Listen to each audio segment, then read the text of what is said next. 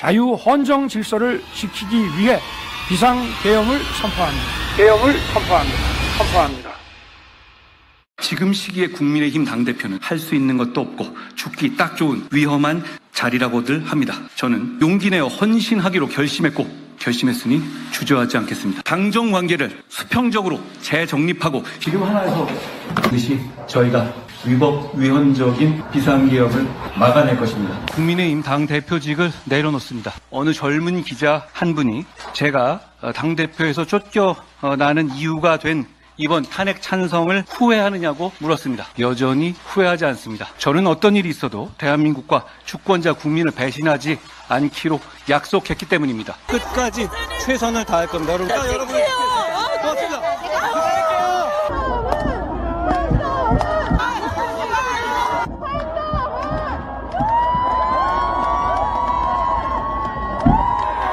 나라가 잘 됐으면 좋겠습니다.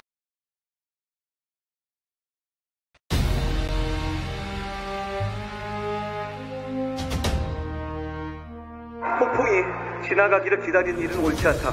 폭풍을 두려워하며 폭풍을 바라보는 일은 더욱 옳지 않다. 결코 폭풍 앞에 여러분을 앞세우지 않겠습니다. 제가 스스로 폭풍이 되어 여러분을 이끌겠습니다. 오늘 우리는 폭풍을 뚫고 미래로 갑니다. 미래로 가는 첫날을 여러분과 함께 할 수 있어서 저는 행복합니다. 우리가 바라는 변화의 시작 함께 합시다. 고맙습니다.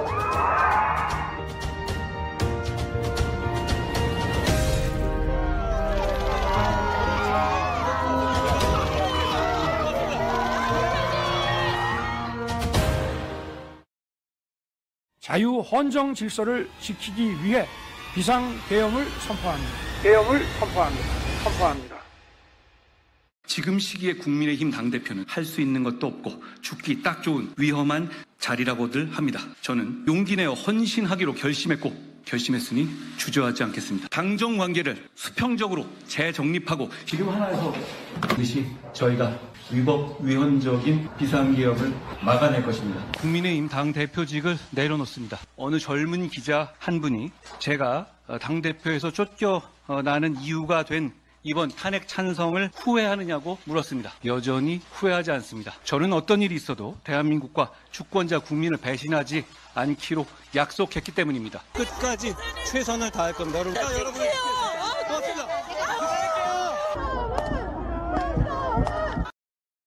네, 안녕하세요. 네, 월요일 아침에 오늘 10시에 긴장되는 순간입니다. 이제 한 8분 남았는데 과연 결과가 어떻게 나올까요? 먼저 인사부터 하고 시작하도록 하겠습니다. 김성수님, 안녕하세요. 보성님, 안녕하세요. 제이님, 오직 한동훈이 답이다. 어쨌든, 뭐, 한덕수건 윤통이건, 맞습니다. 오직 한동훈이 답입니다. 자, 오늘의 썸네일 한번 읽고 시작하겠습니다. 한통용 방송 25년 3월 24일 방송 한통용 속보.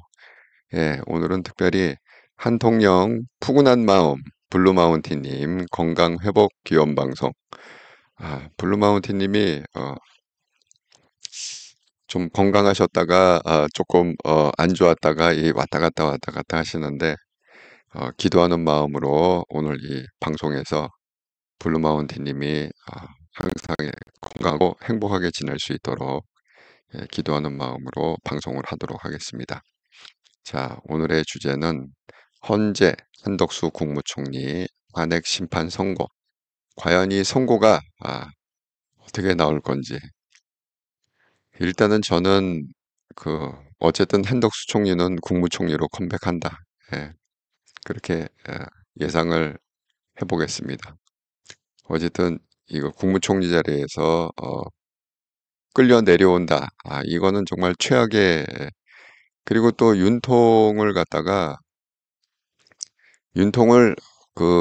탄핵 인용해갖고 내려오게 하려면 이게 뭔가 균형을 맞춰줘야 되거든요. 그러니까 한덕수 국무총리는 총리로 컴백시켜야 그래야 헌재가 부담 없이 윤통을 갖다가 인용 판결을 할 수가 있다. 이렇게 저는 생각합니다. 그래서 오늘은 어쨌든 간에 그게 뭐 기각이 됐건 뭐 가됐건 간에 한덕수 총리는 국무총리로 컴백한다. 인용은 안 나올 것이다. 예, 이렇게 제가 조심스럽게 예측을 해봅니다. 지금 뭐 여러 방송에서 지금 준비 중에 있습니다. SBS가 지금 현장을 갖다가 보여주고 있는데 SBS 어쨌든 뭐 다 아시다시피 탄핵의 어떤 결정적인 계기가 헌법재판관 3명의 임용을 거부함으로써 결국 탄핵 소추 의결까지 간 사건인데 뭐 아시다시피 최상목 권한대행에 의해서 헌재재판관 2명이라도 임용되지 않았으면 과연 헌법재판소의 이런 그 심판 절차가 제대로 진행이 됐을까?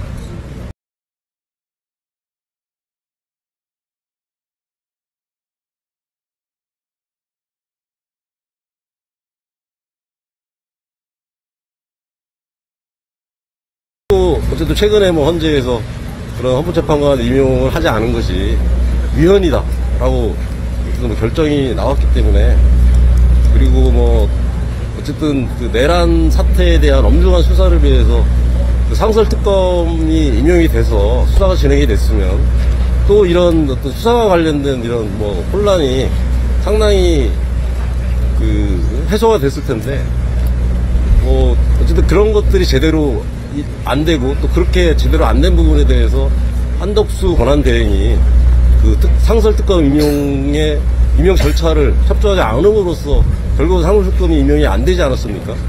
그때 그런 것들이 이런 그 전국의 안정을 조속히 가져오는데 그 방해하는, 결국은 그 내란 세력에 동조하는 그런 행보를 보였기 때문에 그런 사유만 하더라도 그 탄핵 인용이 마땅하다, 저는 그렇게 생각을 하는데, 어쨌든 뭐 이 사안 자체만 가지고 지금 판단되는 게 아니고 뭐 윤 대통령 탄핵 사건과 맞물려서 어떤 정치적인 고려를 하고 있지 않나, 뭐 이런 그 전망들을 하고 있어서 뭐 결과를 제가 예단할 수는 없지만 어쨌든 헌재가 뭐 이런 헌법 무너진 그 헌정 질서를 회복하기 위해서 그 현명하신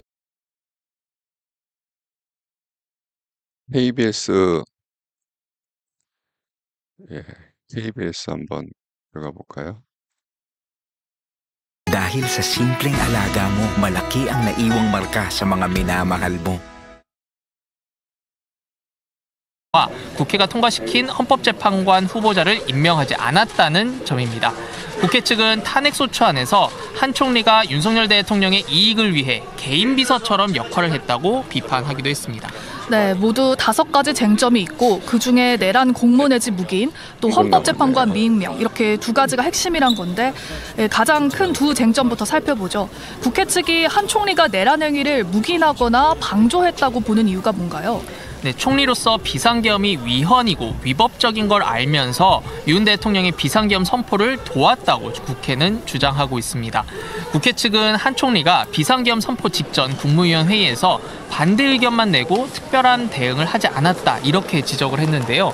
엄중한 상황에서 그저 지켜봤다는 의혹만으로도 내란을 묵인하고 방조해서 엄중한 책임을 물어야 한다는 겁니다. 네, 근데 한 총리 입장은 조금 다를 것 같습니다. 그동안 자신은 비상계엄에 반대해왔다고 했잖아요. 네, 그렇습니다. 12.3 비상계엄 당시 한 총리가 국무위원 회의를 직접 소집하지 않았다, 이렇게 한 총리는 맞섰습니다. 대통령 비상계엄 계획을 들은 즉시 반대했다고도 강조했는데요. 비상계엄 당시 대통령을 설득하지 못했다고는 말했지만 법적인 책임은 부인한 겁니다. 또한 윤 대통령 탄핵 심판의 증인으로 나와서도 그날 국무회의는 통상의 국무회의와는 달랐고 실체적 흠결이 있었다고 밝히기도 했습니다. 오늘 헌재가 탄핵 결정문에서 이 부분에 대해서 판단을 내린다면 12.3 비상계엄과 관련해서 고위공직자에 내려지는 첫 사법적 판단이 될 것으로 것으로 보입니다. 네, 다음으로 국회가 추천한 이 헌법재판관 3명을 임명하지 않은 문제도 핵심 쟁점인데요. 국회 측은 어떤 주장을 하고 있습니까? 네, 야당이 한 총리를 탄핵한 가장 핵심 사유라고 볼 수가 있는데요. 한 총리가 헌법재판관 후보자 3명에 대한 임명을 보류하자 야당은 탄핵소추안을 추진해서 가결시켰기 때문입니다. 국회 측은 국회가 선출하거나 대법원장이 지명하는 헌법재판관 후보의 경우에는 대통령의 임명 권한은 형식적 권리에 불과하다는 입장입니다. 오히려 임명 재량이 없고 의무나 또 책임에 가깝다고 볼 수 있는 겁니다. 국회 추천 몫의 헌법재판관 임명을 거부하는 건 헌법기관인 헌재를 구성할 책임을 피하는 것이다라는 게 국회 측 주장입니다. 특히 윤석열 대통령 탄핵 심판이 진행되고 있는 상황에서 재판관 임명 거부는 헌재를 무력화시키는 행위다 이렇게 비판하기도 했습니다. 네, 헌법재판관 임명이 의무나 책임에 가깝다는 주장인데 한덕수 총리 측은 여기에 대해 어떤 입장입니까? 네, 헌법재판관에 대한 대통령 임명권은 실질적인 재량 권한이라고 맞섰습니다. 임명 권한 행사의 기한도 나와 있지 않아서 즉시 임명할 의무는 없다는 겁니다. 또한 권한대행이 헌법재판관을 임명하는 건 적절하지 않다고 판단했다는 입장인데요. 여야 의견 합치가 안 되는 상황에서 권한대행이 임명하는 건 대통령의 고유 권한을 행사하는 게 오히려 헌법 취지에 반한다는 입장입니다. 네, 근데 사실 이 부분에 대해서는 이미 헌재가 한 차례 판단을 내렸죠. 최상목 권한대행이 이 정계선, 조한창 두 헌법재판관을 임명하고 마은혁 후보자는 임명하지 않았는데 이게 국회의 권한을 침해한 것이다 이렇게 판단하지 않았습니까? 네, 그렇습니다. 지난달 27일이었습니다. 헌재는 재판관 8명 만장일치로 마은혁 후보자 2임명은 국회 권한을 침해했다 이렇게 결정을 했습니다. 대통령 헌재는 절차적 하자가 없으면 재판관을 임명할 의무가 대통령에게 있다고 판단했습니다. 대통령 권한대행도 마찬가지라고 설명했습니다. 여야 합의가 없어 임명을 보류했다는 최상목 권한대행 주장은 인정하지 않았습니다. 네, 이렇게 핵심 쟁점 2가지를 먼저 살펴봤고요. 특검법 거부 등 나머지 탄핵 소추 사유들도 한번 정리해 주시죠. 네, 국회 측은 대통령 관련 특검 법안은 거부권 남용이고 비상계엄 상설특검도 회피해서 공정하고 중립적인 수사 방해했다고 주장했습니다. 또한 여당 대표와 공동 국정 운영 구상은 헌법에 근거가 없다고도 밝혔습니다. 반면 한 총리 측은 거부권, 즉 제2요구권은 대통령 고유 권한이라고 말했습니다. 여당과 공동 국정 운영은 국회와 협력하겠다는 의지를 드러낸 것이며 실제로 행위는 없었다고 강조했습니다. 내란 상설특검에 대해선 특정 교섭단체를 배제하는 등 이 특검 법안에 위헌적 요소가 있어서 지체했다는 입장입니다. 네, 그리고 오늘 선고에서 한 가지 더 주목해야 될 부분이 의결 정족수 논란이잖아요. 국회가 대통령 권한대행에 대한 탄핵 소추안을 통과시킬 때 몇 명의 찬성표를 얻어야 되느냐 이 부분이죠. 네, 그렇습니다. 한 총리에 대한 탄핵 기준을 어디에 둬야 되는가가 또 다른 쟁점이 됐습니다. 국무위원 기준으로 보면 탄핵 의결 정족수를 봐야 하는지 아니면 대통령의 권한대행인 만큼 대통령을 기준으로 해서 봐야 되는지가 논란이 됐습니다. 우원식 국회의장은 탄핵 정족수를 국무위원 기준인 151석으로 판단해서 탄핵 소추안을 통과시켰습니다. 한 총리 탄핵 소추안은 찬성 192석으로 국회에서 가결이 됐습니다. 여당이 국민의힘에선 200석으로 보지하는 건 위헌이라면서 헌재의 권한쟁의 잠깐 아직 시작 전이니까 여러분이 쓰신 글을 잠깐 읽고 넘어가겠습니다. 예, 보성님, 여러분 어제 날짜 열린공감방송분 꼭 보십시오. 비록 좌파 방송이지만 건의에 악랄한 게 드러나고 있어요. 건의계획은 이번에 국힘 대통령 후보도 안 내고 이재명 감옥 가면 민주당 새 후보 김 씨를 손잡고 할 수 있다고 나옵니다. 김 씨는 김경수 얘기하는 건가 보죠? 예, 너무 무섭습니다. 이 끝이 어디까지인지 여러분 비록 좌파 방송이지만 언론에는 안 나오는 어마무시한 얘기들이 있어요. 꼭 보십시오. 건의를 빨리 구속. 제가 이거 국힘의 대통령 시나리오 3가지가 있다는 중에 하나가 민주당에서 후보를 데려온다. 본인은 후보를 안 낸다. 예, 그 시나리오하고 비슷한 것 같습니다. 어제 방송했다는 게. 예, 희제이 채님, 안녕하세요. 오늘도 이렇게 중요한 속보 방송을 실방으로 보고 들을 수 있어서 너무 기쁘고 감사드립니다. 아유, 또 미국에서 이렇게 들어와 주셔서 감사합니다. 피스톨방님, 대표님, 하며 방송을 잘 보고 있습니다. 예. 행복 아이고 새로운 아이디 행복민국민 기각입니다. 예.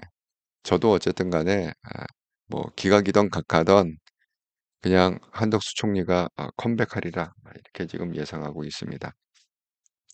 과연 뭐 결론이 어떻게 나올지. 예. 자, 한번 심판을 청구하기도 했습니다. 헌재는 오늘 한 총리 탄핵 심판에 대한 선고는 하지만 국민의힘이 청구한 탄핵 정족수 권한쟁의 심판은 선고 기일을 따로 정하지 않았습니다. 네, 사실 오늘 적법하게 들어와서 인정을 했다는 겁니까? 검토를 했다는? 그렇습니다. 일단 주문까지만 나왔.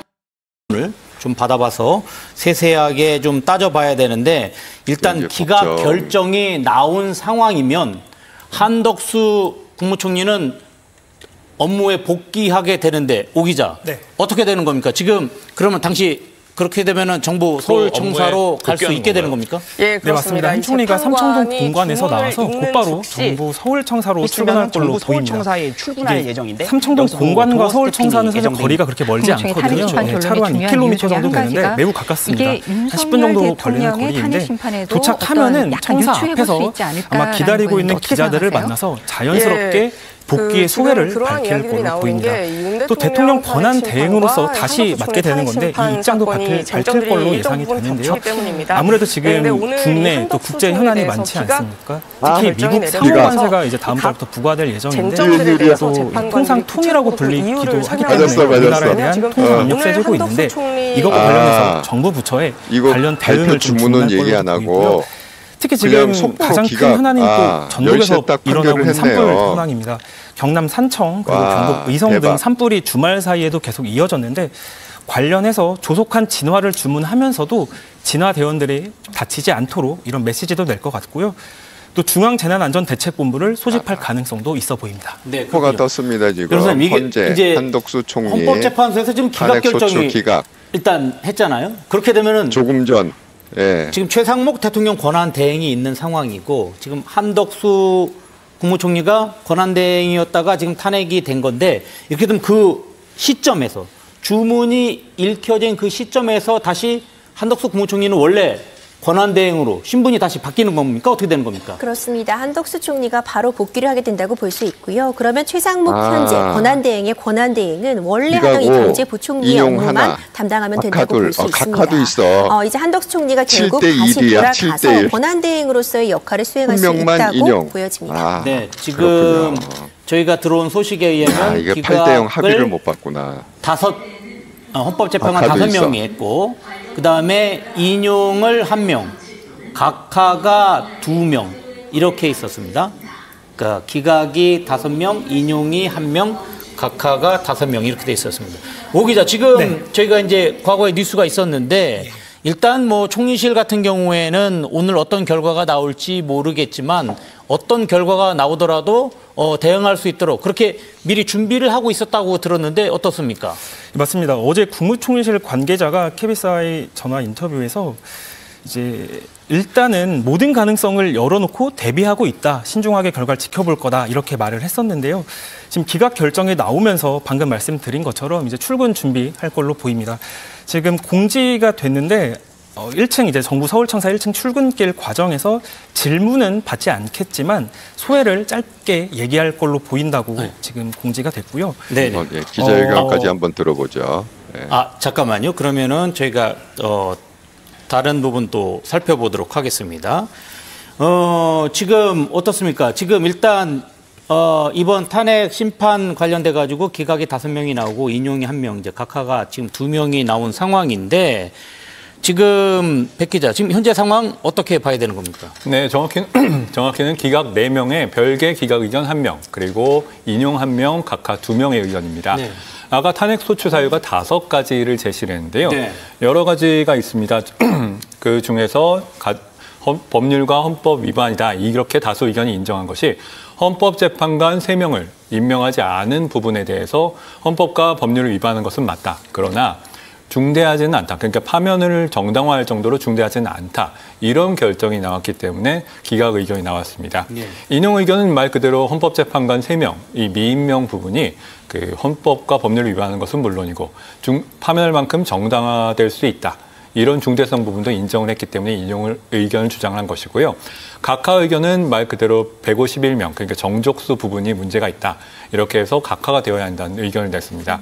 어쨌든 오늘 기각 의견이 나왔기 때문에 151명, 그러니까 대통령 권한대행에 대해서 탄핵소추를 할 때는 151명의 재적 의원으로도 충분하다. 이런 결정이 나왔고, 다만 여러 가지 탄핵소추 이유들 5가지 중에서 모두 인정이 되지 않았다. 이렇게 정리를 할 수가 있을 것 같습니다. 네, 그렇군요. 지금 이제 이번 한덕수 총리의 탄핵 심판 과정에서 그 시작인 국회의 의결 정족수, 그거가 가장 첨예한 사안이었는데 일단 헌법재판소는 변호사님, 과반으로도 된다. 국무총리의 그 권한 대행일 때 과반으로도 된다라고 하는 부분을 인정을 했다라고 지금 판단해야 되는 겁니까? 그렇죠. 각하라는 판단, 그러니까 절차상의 흠결이 있어서 이 재판은 본안으로 들어가기 전에 절차상의 흠결을 이유로 각하해야 된다고 한다면 원래는 과반수가 각하 의견을 내야 됩니다. 근데 현재 8인 체제입니다. 네. 만약 원래대로 정상대로 9인 체제라고 한다면 5명이 각하 의견을 낸다면 각하가 되는 것이죠. 근데 8인 체제이기 때문에 헌법재판소의 이 해석례에 따라서 4인이 각하 의견을 내면 각하되는 것으로 지금 판단을 할 수 있습니다. 그런데 현재 지금 2인이 각하 의견을 낸 것으로 확인이 되고 있습니다. 그렇다면은 각하에 이를 정도는 되지 못한 상황으로 보이고요. 그렇기 때문에 결국 헌법재판소에서는 이 의결 정족수 부분에 대해서 지금 총리일 때 행한 것이 아니라 대통령의 권한대행일 때 탄핵이 된 것이라고 해도 이 부분은 이 총리의 탄핵 의결 정족수 과반수를 넘는 어떤 이 소추 의결에 찬성만 하면 충분하다라는 의견을 낸 것이라고 보여집니다. 지금 변호사님 지금 한덕수 총리와 관련된 그 쟁점, 우리가 보통 이제 5가지라고 얘기하는데 이 5가지에 대한 헌법재판소의 오늘 판단이 어떻게 보면은 한덕수 총리뿐만 아니라 더 의미가 있는 게 뭐냐면 윤석열 대통령의 탄핵 심판과 어느 부분 연결돼서 궤를 같이 하는 게 있을 수 있다. 이제 이래서 조금 더 관심이 가고 있는 상황인데 일단 오늘 기각 결정이면은 어떻게 봐야 되는 겁니까? 일단 기각의 어떤 중요한 이 주된 사유를 보자면 아무래도 헌법재판관 미임명 부분이 좀 주요하게 작용하지 않았나 싶습니다. 이미 최상목 권한대행의 권한쟁의 심판에서 지금 국회에서 추천한 이 재판관들을 임명하지 않은 부분이 헌법에 위배되는 측면이 있다는 부분을 확인을 받았거든요. 네. 그렇기 때문에 이번에 한덕수 총리에 대한 탄핵 심판에서도 동일한 논거가 그대로 들어와서 이 재판관을 미임명한 부분이 법률상 위배되는 부분이 있음은 확인이 되나 다만 그 위반이 탄핵에 이를 정도, 파면에 이를 정도로 중대하지는 않다고 보아 지금 기각이 내려졌다고 봅니다. 네. 사실 이 부분은 윤석열 대통령의 탄핵 심판과는 직결되는 부분은 아닙니다. 네, 그렇죠. 별개의 논거를 갖고 있는 부분이기 때문에 사실상 오늘 이 한덕수 총리에 대한 탄핵 심판의 결론이 윤석열 대통령에 대한 탄핵 심판 결론의 가늠자까지는 되지 않을 수도 있겠다. 저는 그렇게 보여지고 네. 다만 주문에 지금 확인을 했을 뿐이고 전체적인 이 판결문, 판결서 내용을 확인했을 때 과연 12.3 비상계엄 선포와 관련해서 어떤 내용을 지금 재판부에서 담고 있는지, 담기는 바가 있는지는 추후에 확인할 측면이 있어 보입니다.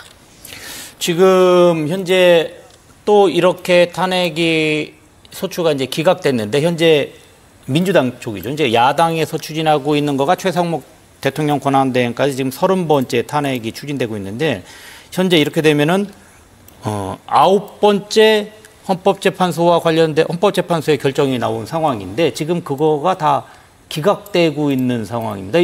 지금 야당 입장에서는 문제가 있다라고 해가지고 계속 탄핵 소추를 하고 있는 것 같은데 지금 번번이 헌법재판소의 결정은 그것이 잘못됐다라고 나오고 있습니다. 이거 어떻게 봐야 되는 겁니까? 근데 원래 탄핵이라는 것이 최후의 수단입니다. 탄핵은 원래 어떤 법률의 위반됨이 있음 뿐만 아니라 그 위반의 정도가 중대해서 다른 제재 수단이나 다른 견제 수단으로는 해결이 안 날 때 최후의 수단의 탄핵을 인정하는 것이기 때문에 네.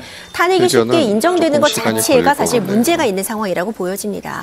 하지만 이렇게 줄 탄핵 같은 부분으로 인해서 어떤 불정 운영의 혼란을 초래한 부분에 대해서는 정치적인 책임 같은 부분을 충분히 물을 수 있는 상황으로 보이고요.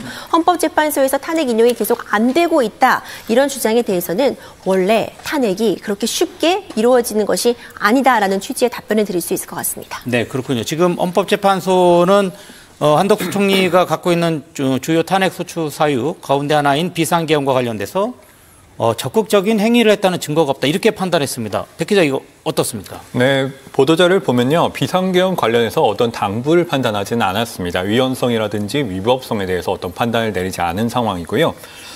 정확히 워딩을 읽어드리면 적극적인 행위를 했거나 한덕수 총리가 국회에 비상계엄 해제안 가결 이후에 국무회의를 건의하지 않았다는 그런 객관적 자료를 찾지 못했다. 이 때문에 국가공무원법 등의 위반이 아니다. 이런 취지로 설시를 했습니다.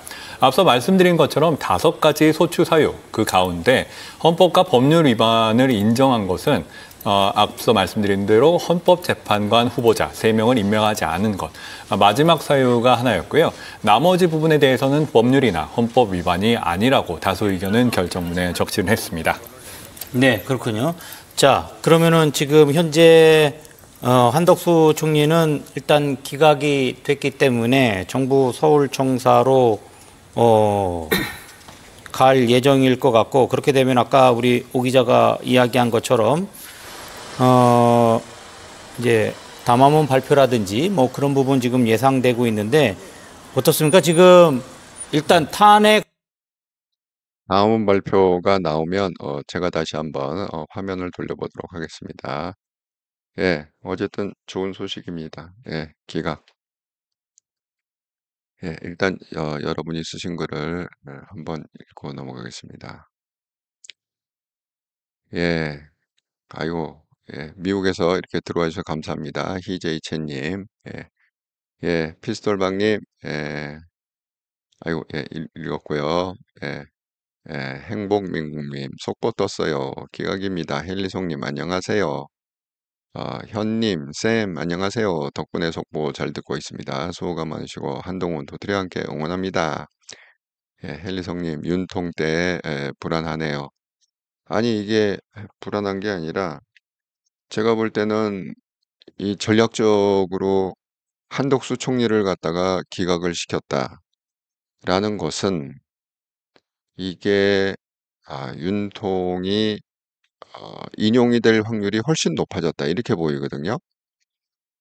네, 그렇게 보입니다.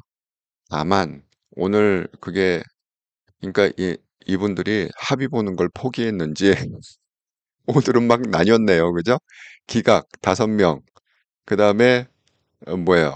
인용 또 1명, 그 다음에 각하 아예 이거 건수가 안 된다. 각하 2명 이렇게 쪼개졌네요. 그럼 이게 윤통도 8대 0이 아니라 뭐 7대 1이나 7대 2로 나눠질 수도 있겠네요. 6대 2 어쨌든 6대 2가 돼도 인용이니까 7대 1 아니면 6대 2 이렇게 될 수도 있겠습니다. 정말 아주 피 튀기는 그런 치열한 싸움이다. 신은수님, 잘하셨어요. 총리님, 수고하셨습니다. 구름몽실님, 한덕수 기각 나오면 윤은 인용된대요. 예, 저도 그럴 확률이 높다 이렇게 생각합니다. 헬리송님, 8대 0 안 나온 게 거시기 하네요. 신여왕님, 1명 인용한 사람은 누구래요? 줄줄이 기각이네.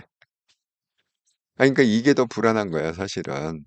지금 9대, 그러니까 9전 9패잖아요. 민주당이 9명을 판결을 받았는데 9명 다 기각이 됐다. 이렇게 되면 그 다음에 이제 윤통 판결 아닙니까? 그러니까 10명 중에 9명은 살려보내고 1명 왕건이만 잡는다. 이러면 좀 불만이 좀 덜하지 않을까요? 예.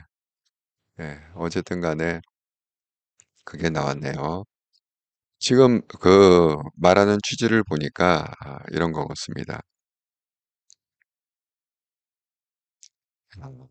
정말 하나하나 이제 좀 취재부총리를 강행을 해버리잖아요. 그러면 그건 정말 빼박으로 선거 포기하겠다는 거하고 똑같습니다. 예. 그러니까 아직 표결에 안 들어갔다고 그랬잖아요, 민주당이. 이거 최상목 권한대행을 지금 이제 권한대행이 아니네, 오늘부로. 그러니까 경제부총리네요. 최상목 경제부총리를 갖다가 만약에 탄핵을 그냥 밀어붙인다, 그거는 자살행위다 이렇게 보입니다. 그래서 최상목 경제부총리에 대한 그것도 그냥 탄핵을 포기하지 않을까. 그러니까 지금 소추안은 올리긴 했지만 투표를 해야 되잖아요. 투표를 포기할 것 같다. 최상목에 대해서는. 아니, 그래서 뭐 탄핵을 하더라도 그게 권한대행이다 할 때는 명분이 있지만 지금은 명분이 없어진 거잖아요. 이미 뭐 한덕수가 컴백했으니까 권한대행도 아니고. 그러면 만약에 그걸 밀어붙인다. 그러면 뭡니까? 경제부총리를 끌어내리겠다는 건데 지금처럼 이리 중요한 시기에 경제부총리를 끌어내린다? 그게 말이 됩니까? 그럼 투표 포기하겠다는 거 똑같은 거 아닙니까, 그게? 서를 포기하겠다. 그래서 어쨌든 최상목도 잘 될 것 같습니다, 느낌에. 자, 지금 요거예요. 핵심, 여기는 뭐 KBS 뭐 5가지다 이러는데 우리가 얘기했던 그 핵심 쟁점은 이거거든요. 자, 윤통이 계엄 선포했을 때 공모무긴 방조 했느냐 안 했느냐. 이게 제일 지금 민감한 문제라고 그랬잖아요. 요거 3번째 인용 물음표 땡 찍은 거. 내란 공모를 부분적으로 인정을 할 수도 있다. 이렇게 예측을 했는데 지금 현재는 전혀 없다. 예. 아니 여기에 대해서는 뭐 이 계엄하고 한덕수는 전혀 관계가 뭐 공모도 아니고 묵인도 아니고 방조도 아니다. 라고 아예 그냥 기각을 했습니다. 다만 뭐에 대해서 시비가 갈렸다고요? 그러니까 의결 정족수 이것도 지금 이게 뭐죠? 각하 2명이 있었잖아요. 요 의결 정족수 문제라는 건 뭐냐면 그 국무총리나 대통령을 제외한 사람은 국회 과반 이상, 그러니까 150명만 넘으면 그게 탄핵이 되는데 대통령을 탄핵하려면 200석이 넘어, 그러니까 3분의 2가 넘어야 되잖아요. 그러면 우리가 생각할 때 과연 그러면 이 권한대행이라는 게 200석이냐, 150석이냐, 이제 이거 갖고 논쟁이 붙지 않았습니까? 근데 지금 현재는 뭐냐, 150석으로 탄핵이 가능하다. 이건 좀 문제가 있는 것 같아요. 그러면 예를 들어서 국회가 나쁜 의도를 갖고 만약에 국정을 마비시키려면 그야 말대로 줄탄핵을 할 수가 있거든요. 그러니까 이제 대통령만 200석을 딱 넘어갖고 이번처럼 탄핵이 되면 그 다음부터는 뭐 올라오는 족족 그냥 탄핵 줄탄핵을 시킬 수 있다는 거잖아요. 너무 쉬우니까 150석만 넘으면 되니까. 그래서 이거는 좀 헌재 판결이 좀 문제가 있다. 근데 헌법재판관에서는 이게 200명이 넘어야 된다는 사람 이제 2사람이 있었다는 거죠. 이 각하 의견은 바로 그겁니다. 정족수의 문제로 각하. 그러니까 8명 중에 2명은 200석이 넘어야 된다. 이렇게 판단을 했다는 거죠. 그러니까 그거 빼고는 그리고 오히려 지금 그 기각에서 이슈가 됐던 거는 뭐냐면 마은혁을 그러니까 그 한덕수는 아예 3명 자체를 갖다가 임명을 안 했잖아요. 그죠? 그러다가 나중에 그 최상목 대행이 2명만 임명하고 마은혁 하나 뺐잖아요. 근데 이제 한덕수 총리가 그 3사람을 임명 안 한 건 뭐냐? 합의로 이렇게 하게 돼 있는데 합의가 안 됐다. 여당과 여당의 합의가 안 됐다. 그렇게 해갖고 한덕수 총리가 그 3사람 자체를 임명을 안 했잖아요. 그게 위헌이라는 거예요. 근데 그 위헌은 위헌인데 그게 탄핵을 당할 만큼 위헌은 아니다. 그래서 기각. 그러니까 그거 자체가 정당한 게 아니라 위헌 뭐 적법하고 뭐 그런 게 아니라 위헌은 위헌이고 위법은 위법인데 그 사안을 봤을 때 여기 있죠. 2번째. 예. 2번째 이슈. 그 사안을 봤을 때 헌법재판관 3명을 임명하지 않은 그 자체가 위헌이지만 그렇다고 해서 탄핵을 당할 만큼 그런 중대 사안은 아니다. 그래서 기각. 그게 오늘 핵심이네요. 그리고 앞으로 이제 의결적 족수는 150명이면은 다 권한대행도 탄핵시킬 수 있다. 이거는 정말 이것은 뭐하고 똑같냐 하면 감사원의 감사를 갖다가 선관위를 감사할 수 없다. 선관위는 감사의 대상이 아니다. 이 헌재 판결하고 비슷한 그런 좀 어처구니 없는 내용인 것 같습니다. 앞으로 150명이면 권한대행을 탄핵시킬 수 있다.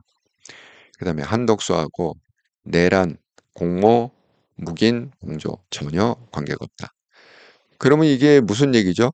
실질적으로 계엄은 일어났잖아요. 계엄은 일어났는데 한덕수는 전혀 관계가 없대. 그럼 뭐야? 그걸 갖다가 누가 독박을 쓰라는 거야. 윤통이다 독박을 써야 된다는 거잖아. 그런 의미로 보면 이게 좀 윤통의 인용 확률이 훨씬 높아진 게 아니냐 이렇게 생각이 듭니다.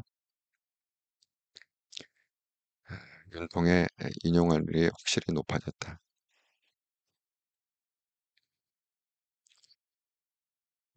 이걸 갖다가 또 뭐 이렇게 국힘과 극우들은 이렇게 엎어치기를 또 할 것 같아요. 언론 플레이를 봐라. 한덕수도 무죄 아니냐? 한덕수도 뭐 내란 공모 이게 뭐 무죄로 나오지 않았느냐? 그러니까 윤통도 이거는 무죄다. 이 내란죄 성립이 안 된다. 이렇게 이제 아마 언론 플레이를 할 텐데 그걸 갖다가 이제 반대로 해석해야 되는 거죠. 왜? 계엄이라는 건 팩트로 일어난 거고 그 계엄하고 한덕수가 전혀 관계가 없다. 그럼 뭐야? 그 팩트를 일으킨 거 뭐야? 100% 윤통 책임이다. 이게 논리적으로 맞지 않습니까? 그래서 어쨌든 간에 언제 이제 선고가 될지는 모르겠는데 그렇게 어쨌든 내가 3명 중에 1명은 맞췄다 일단은. 그리고 이제 내일 모레가 이제 이재명이잖아요. 이재명의 선거법 2심 확정 판결이죠. 그 2심 확정 판결은 제가 그랬습니다. 1심이 징역 1년에 집행유예 2년. 그게 그대로 그냥 인정이 될 거다. 그럼 뭐요? 역시 자격박탈. 대통령 못 나온다. 그게 예를 들어서 대법원까지 가고 그대로 형이 확정이 돼버리면 어쨌든 선거법은 100만 원만 넘어도 5년간 선거에 참여할 수가 없습니다. 그러니까 두 번째 수요일 날 일단 하나는 맞췄고 두 번째는 어쨌든 무죄는 아니고 그 1심이 그냥 확정되는 그런 형이 나올 거다. 징역 1년에 집행유예 2년. 그 다음에 윤통은 어쨌든 인용이다. 윤통은 끌려 내려온다. 그래서 조기 대선이다. 자, 그런 스케줄로 가지 않을까 이렇게 조심스럽게 예측을 해봅니다. 하이님, 정계선이 인용을 했다고요. 역시 여자가 세. 여자가 세. 문영배도 인용을 안 하는데 정계선이 과감하게 인용을 했다. 그럼 정계선은 또 다음에 민주당에서 배지 달고 나오는 거 아닙니까?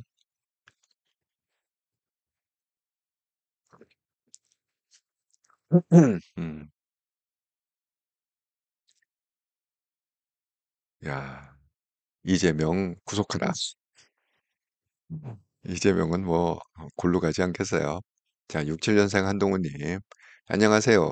기각 5, 각하 2 해서 헌법재판 임명 지연 부분 위법이지만 탄핵 인용에 이를 정도 중대한 사유 아님.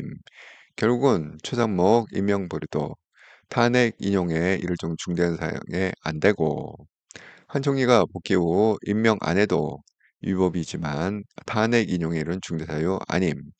부재시 헌재이인 임명 유효성. 그거요. 유효 총리 취임 필요. 그거는 이제 지금 말씀하신 거는 제가 말씀드린 대로 이제 요 부분인데,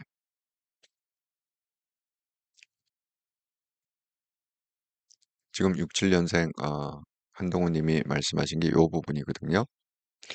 만약에 한덕수가 이제 탄핵심은 기각, 이제 실적으로 기각이 됐죠, 오늘.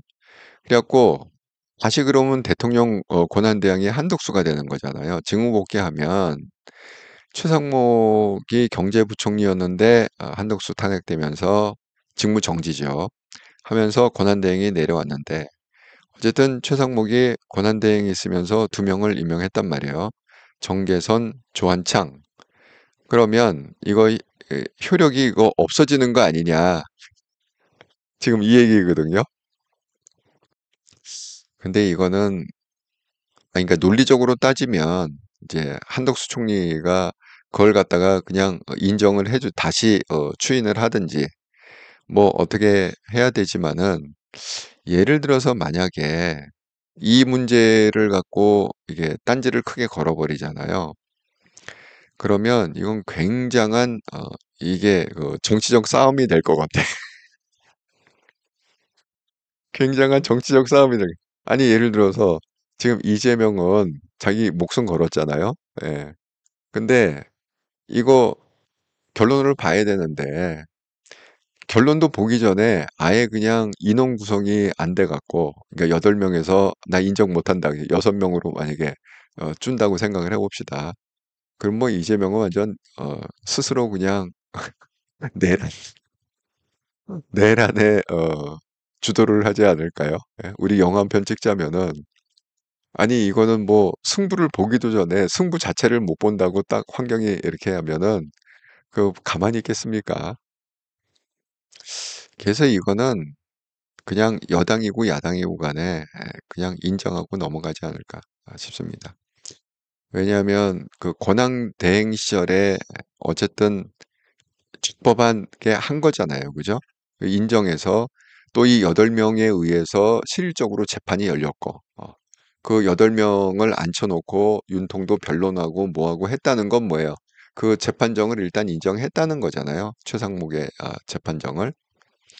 그런데 한덕수가 컴백했다고 그래서 여태까지 최상목이 했던 거 다 무효다 이렇게 돼버리면은, 그러면 쉽게 얘기해서 뭐야? 그동안 얼마나 많은 한덕수가 27일 날 그게 됐어. 12월 27일. 그러면 1월, 2월, 3월에 최상목이 엄청나게 많은 도장을 찍었을 거 아닙니까? 아니, 나라가 돌아가야 되니까 뭐 예산 집행해라, 뭐 해라, 외교 문서도 엄청나게 많이 도장 찍었을 거 아니에요. 예? 그러면 예를 들어서 최상목의 한 행위가 모두 무효다. 이렇게 되면은 그거 외교 문서 다 어떻게 무효입니까? 예산 집행 다 무효입니까? 이건 좀, 아니 요건만 보면 간단해 보이지만, 그걸 갖다가 만약에 이게 무효면은, 이게 무효 근거는 뭐죠? 최상목이 한 모든 행위는 무효다. 이렇게 돼버리는 거잖아요. 그게 무효면 여태까지 외교문서 도장 찍은 거 다 무효. 예산 집행한 거 다 무효. 무슨 정책 집행한 거 다 무효. 다 무효 이렇게 돼버리면은 굉장히 심각하게 될 것 같습니다. 그러니까 그냥 최상목 임기 중에 한 거는 어쨌든 권한 대행으로 한 거니까 그거는 그거대로 그냥 유효하게 넘어갈 것 같습니다. 여기에 시비를 걸면 이거 완전히 정말 전쟁이에요, 이거는. 예, 정말 이재명이 이렇게 흰띠 두르고 녹두대장 이렇게 딱 써갖고 도저히 못 참아. 나 감옥 사무실면 못 가. 녹두대장 이렇게 하고서 완전 반란을 일으키지 않을까. 예. 영화를 보면 그렇다는 거예요. 예, 영화에 보면. 아이고 정인하님, 정계선 남편이 국회 소추단에 들어가 있다더니 남편이 인용하라고 시켰나. 근데 뭐 혼자 인용해봐야 이거는 좀 무리수다. 정계선이 볼 때도 이거는 정계선이 자기가 은퇴한 다음에 뭐 배지될 생각을 안 하면 이런 판결을 할 수가 없죠. 왜냐하면 아니 혼자 인용한다고 해서 그게 대세가 뒤집어지는 게 아니잖아요. 그럼에도 불구하고 이 사람이 꿋꿋하게 인용의 의견을 냈다는 거는 그거는 이 사람이 뭐 그 무슨 정의감에 헌법상 봤을 때 정의감에 불타갖고 이거를 끌어내리는 게 맞다. 국무총리를 그렇게 갖고 인용을 했겠습니까? 뭐 그렇다고 생각하지는 않습니다. 네. 아니 좌파들이 무슨 국가를 위한 정의감이나 있기나 하나요? 예, 그냥 다 개인. 좌파들을 좋아하는 게 뭐 돈하고 권력 아닙니까? 예, 그러니까 그냥 제가 상상력을 발휘하지 뭐 정계선 내가 뭐 속에 들어갔다 나오지 않아서 모르겠습니다. 하지만 제가 영화를 많이 본다고 그랬잖아요. 그러니까 영화를 한 편 찍자면 이거는 내가 이렇게 좌파 강골이다. 그래도 꿋꿋하게 다른 7명이 다 기각하고 각하시킬 때 나 혼자 용감하게 내가 인용 의견을 갖다가 냈다. 그리고 그게 언론에 대서특필이 됐다. 그거 하나만 갖고로도 충분히 배치될 수 있다. 이렇게 생각합니다. 여러분 그 공천을 받을 때 그때 보셨잖아요. 그 뭐죠? 그 윤석열 정부 초기에 그 뭐야 경찰서장들이 왜 딱 단합해 갖고 어디 충청도 어디에서 딱 결집해 갖고 모인 적이 있잖아요. 항명 일종의 항명이죠. 그거를 갖다가 주도했던 사람이 나중에 그 나경원 그 동작구에 공천 받아갖고 글로 나오지 않았습니까? 사실 나경원이 그렇게 크게 이긴 건 아니에요. 예. 그냥 몇 포인트 차로다가 그렇게 이겼는데 그런 거 보면 뭐 그런 어떤 히스토리 그런 경력들이 아니 생각해 보세요. 경찰 그 서장들을 갖다 모아갖고 항명을 한다 해서 아니 그 윤석열 정부가 뭐 꿈쩍이나 하겠습니까? 그러니까 그런 걸 한다는 건 뭐예요? 그 수순이죠. 그 옷 벗을 수순이죠, 그게. 그리고 결국은 1년 안에 옷 벗지 않았습니까? 그거 하고 뭐 무슨 성명 그 경찰복 입고 있을 때 성명도 몇 번 발표하고 뭐 이러면서 하다가 결국 옷 벗고서 민주당 들어가고 공천 받지 않았습니까? 너무나 너무나 이렇게 빤한 게 보이는 수를 뒀다. 정계선 씨가 그렇게 보입니다. 뭐 이번에도 마찬가지겠죠. 예. 이번에도 아마 반대 현상이 일어날 수도 있어요. 그러니까 이런 식으로 해갖고 만약에 윤통 그거 탄핵 선고를 할 때 다 인용인데 거기서 이제 한 사람이 더 튀어갖고 이거 기각이다. 쉽게 해서 보수라는 사람이 눈도장 찍으려고. 근데 그게 국힘에는 잘 안 통하는 거예요. 좌파한테는 통하는데 그게 민주당은 항상 보훈을 해주거든요. 거기에 대해서 너 용맹하게 싸웠어 하고 보훈을 해주는데 이 보수는 그 보훈을 별로 안 해줘요. 그러니까 보수 쪽에서는 아마 그런 게 안 나올 것 같습니다. 예. 그래서 그렇게 생각하고 예. 김신혜물님, 아이고 예 반갑습니다. 근무 중이라 귀팅하고 있습니다. 그렇죠. 지금 근무 시간이죠. 동그라미님, 무효는 아니라고 봅니다. 예.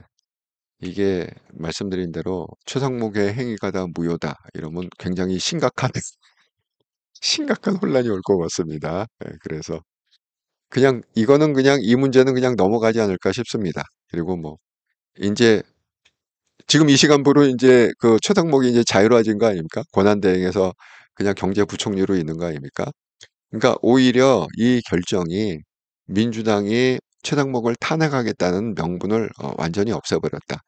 근데 만에 하나 이게 권한대행을 지금 벗었음에도 불구하고 끝까지 밀어붙여서 최상목을 탄핵하겠다 그러면 권한대행을 탄핵하는 게 아니라 경제부총리를 탄핵하는 거예요. 지금 이렇게 나라가 어렵고 트럼프가 지금 칼을 들고 시퍼런 칼을 들고 지금 뭐 각종 나라를 다 회를 치려고 난리를 치고 있는데 이 순간에 그 경제부총리라는 거는 경제수장 아닙니까? 예. 경제총괄 수장 아닙니까? 경제부총리를 날린다? 그러면 정말 이거 대선 포기하는 거하고 똑같습니다. 그러니까 그렇게 그래도 이재명이 어떻게든 대통령이 되려고 노력하니까 그런 미련한 짓은 안 할 것 같다. 이렇게 생각이 듭니다. 야, 정말 오늘도 한 1시간 정도 이렇게 속보로 말씀을 드렸는데 어쨌든 좋은 일이고요. 예, 한덕수 총리가 컴백했다 좋은 일이고 결론은 뭐냐? 윤통의 인용 확률은 훨씬 높아졌다. 왜? 이 비상계엄에 대한 모든 책임을 한덕수하고 나눠지는 게 아니라 또 내각하고 나눠지는 게 아니라 내각은 아무 잘못이 없다. 그 100% 책임은 누구냐? 윤통한테 있다. 이러면은 윤통의 인용 확률은 훨씬 더 높아졌다. 이렇게 말씀을 드립니다. 자, 이렇게 또 오전 시간에 방송을 에 들어와서 함께 나눠주셔서 감사합니다. 예, 나가시기 전에 구독, 좋아요, 알람 한 번씩 눌러주시면 혹시 아직 구독을 안 하신 분들은 예, 구독을 한 번씩 눌러주시기 바랍니다. 예, 좋아요도 한 번씩 눌러주시고 통계를 보면요. 한 3분의 1 정도 되는 분들은 꾸준히 구독을 안 하시고 보세요. 구글의 분석에 의하면 그렇습니다. 예, 그러니까 예, 이왕 보시는 거 구독을 좀 눌러주시고 보시면 정말 감사하겠다. 이렇게 말씀을 드립니다.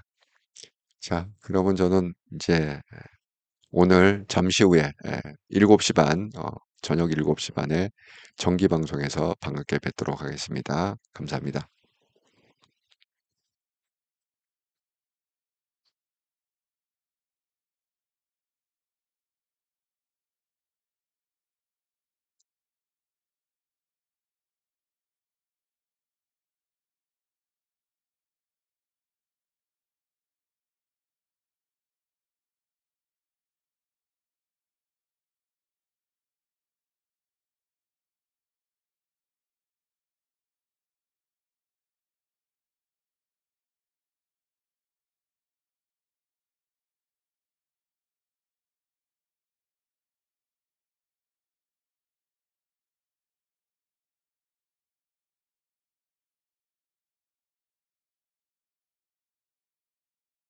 you